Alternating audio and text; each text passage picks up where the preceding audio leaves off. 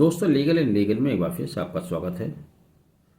हापुड़ जिले के सत्र न्यायाधीश महोदय द्वारा साल 2018 में हापुड़ में हुए मॉब लिंचिंग केस में 10 आरोपियों को उम्र कैद की सज़ा सुनाई गई है। आपको याद दिला दें कि साल 2018 में सोनीपत बझड़ा मार्ग पर कासिम और समउद्दीन दोनों रिश्ते में चचा भतीजे थे, मोटरसाइकिल से जा रहे थे। रास्ते में उनको भीड़ ने रोक लिया। उनके बारे में अफवाह यह फैलाई गई थी कि ये गौ कशी कर रहे हैं, गोवध कर रहे हैं या कर आ रहे हैं। और इसी झूठी अफवाह के बीच में 35 वर्षीय कासिम को भीड़ द्वारा निर्मम तरीके से मार दिया गया, जबकि उसके चाचा जिनकी उम्र 62 साल थी उनको बुरी तरह से पीटा गया। और यह सब मामला पुलिस की मौजूदगी में हुआ। इस घटना का वीडियो पूरे देश और दुनिया में वायरल हुआ, जिसके बाद उत्तर प्रदेश पुलिस को ट्विटर पर आकर माफ़ी मांगनी पड़ी। मामला आगे सुप्रीम कोर्ट तक गया। सुप्रीम कोर्ट ने आईजी मेरठ रेंज को निर्देश दिया कि वह इस मामले की इंक्वायरी अपने सुपरविजन में कराए। आज सेशन न्यायाधीश ने निर्णय सुनाते हुए 10 लोगों को न सिर्फ उम्र कैद की सज़ा सुनाई, बल्कि उन पर प्रत्येक पर 58,000 रुपये का फाइन भी लगाया। जी, खास बात मैं आपको बता रहा हूँ ये कि शिकायतकर्ता द्वारा आरोपियों के लिए मृत्युदंड की मांग नहीं की गई। उनका कहना था कि हमारी इनसे कोई पर्सनल एनिमिटी नहीं है, हम तो इन्हें जानते भी नहीं हैं, तो इनको मृत्युदंड देने से हमें क्या हासिल होगा, हम तो केवल न्याय चाहते हैं। तो देखिए, इतना सब कुछ हो जाने के बाद भी जिसने अपने जवान भतीजों को खो दिया है, खुद उसको समउद्दीन को भी इतना पीटा गया, लेकिन फिर भी कहीं ना कहीं दिल में उनके लिए गुंजाइश है, कुछ ना कुछ हमदर्दी अभी बाकी है कि उनको मृत्युदंड की मांग नहीं कर रहे हैं, केवल इंसाफ चाहते हैं।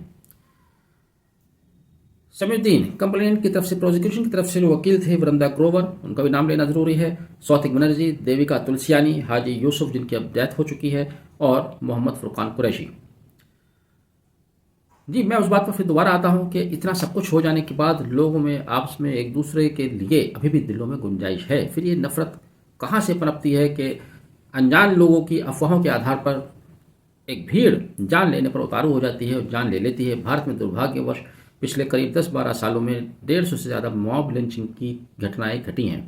यहाँ पर जो मुझे मोटे तौर पर लगता है जिनके साथ ये घटना घटी, विक्टिम वो तो दोषी है ही नहीं, लेकिन जो 10 लोग हैं जिनको उम्र सज़ा की सुनाई गई है, उम्र कैद की सज़ा सुनाई गई है, वह भी दोषी नहीं है। असल दोषी पर्दे के पीछे कोई और हैं। वो ताकतें, वो लोग जो इनकी भावनाओं को भड़काते हैं, जो झूठी अफवाहें फैलाते हैं, जो इस तरह का माहौल ख़राब करते हैं कि लोग एक दूसरे की जान लेने पर उतारू हो जाते हैं।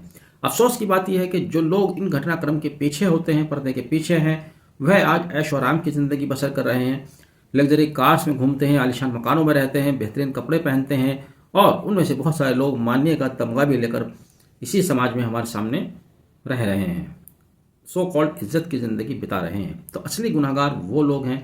आज लोगों को इस घटनाक्रम से कम इतना सबक लेना चाहिए। जब भी कहीं भी कोई दंगा फसाद होता है, कोई मॉब लिंचिंग होती है, तो उसमें शामिल सभी लोगों का, उन आम लोगों का जो ज़मीन पर इन हरकतों को कर रहे हैं या जो सह रहे हैं, उनका नुकसान होता है। जो ताकतें उनको भड़का के आगे पुश कर रही हैं, वो तो और मज़े की ज़िंदगी जीते हैं। तो इसलिए लोगों को ये सबक लेना चाहिए कि इस तरह की अफवाहों में, बहकाई में नहीं आना चाहिए। बहरहाल न्यायालय का निर्णय बहुत कम समय में आया, अभी 18 से 24 तो 6 साल में आ गया, ये भी कम समय मान लीजिए, जिस तरह की यहाँ की व्यवस्थाएं बिगड़ी हुई हैं। सराहनीय निर्णय है, और इससे समाज में एक मैसेज जाना चाहिए कि न्याय सजग है और न्याय सबके लिए खड़ा हुआ है। इस देश में न्याय से ऊपर कोई नहीं है। आपने वीडियो आखिर तक देखा, थैंक यू।